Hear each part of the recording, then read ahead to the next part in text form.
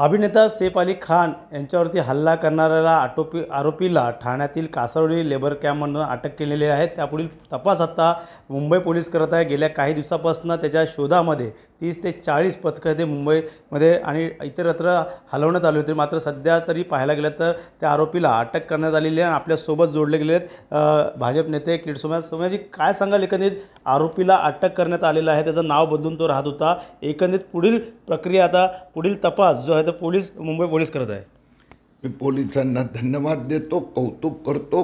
खूप त्वरेने हे जे बांगलादेशी घुसखोर आहे, गुन्हेगारी हे त्यांचं लक्षण आहे आणि ह्या प्रकाराने जो ठाण्यात गेले 3 महिने राहत होता, नाव बदलून भेस बदलून, तर त्याचा उद्देश असा प्रकारचं होतं। हे जे बांगलादेशी रोहिंग्या घुसखोर काही दिवसापासून मोठ्या प्रमाणात घुसत आहेत, अराजकता माजवत आहेत आणि म्हणून याचा सोबतीचे पण जे कोणी बांगलादेशी घुसून आले आहेत त्याला उचलून परत पाठवले पाहिजे अशी माझी मागणी आहे। तर सर, अशी लोक या भारतात येतात, कुठंतरी कायदा व्यवस्थामध्ये कुठंतरी या संदर्भात कडक कारवाई करणं गरजेचं आहे। अशा वेळी बाउंड्री क्रॉस करणं, यांना त्यांना कागदपत्र पुरवणं, ही प्रक्रिया, त्यांना कोण करतं नाव बदलून देणं, ही मोठी प्रक्रिया असेल। हे खूप देशविघातक कृत्य आहेत।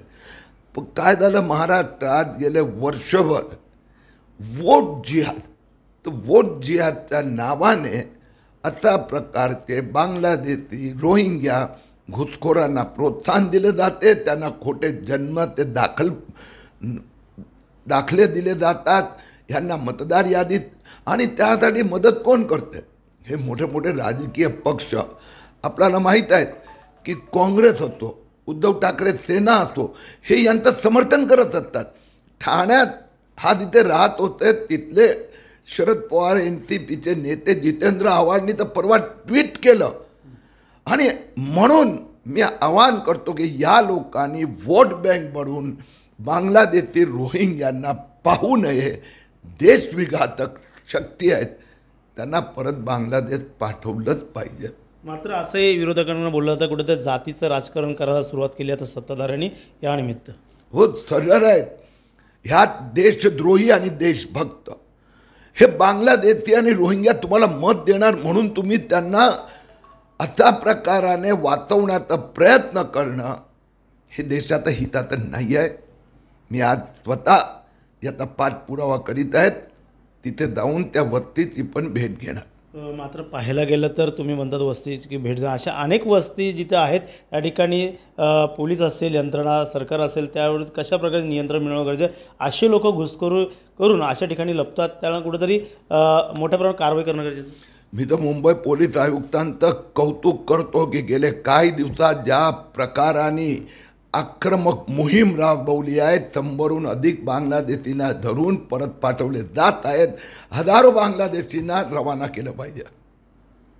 तर सध्या सैफ अली खानची प्रकृती सुधारणा होते का वाटतं? बँड्रा असेल या इतर ठिकाण, आता सैफनं असं जिशान सिद्दीकी देखील म्हणतात, जशी त्यांच्या वडिलांची हत्या आली, सलमान खानवरती अशा प्रकारे गोळीबार त्याच्या घरावरती झाला, आता सैफ अली खान कुठेतरी बँड्रा असेल इतर ठिकाणी देखील सैफ ते आपण मिक्स करू नये।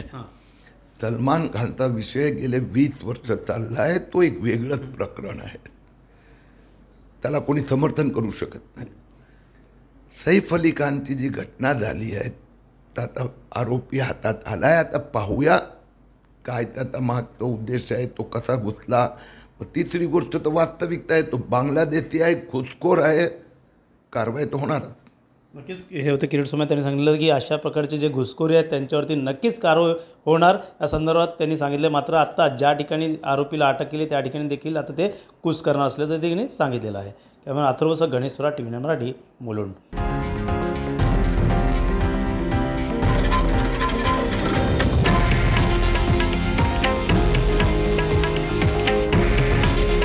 हे आहे देशातील नंबर 1 न्यूज नेटवर्क आणि आपण पाहत आहात TV9 मराठी। काळजी तुमची, हित महाराष्ट्राचं।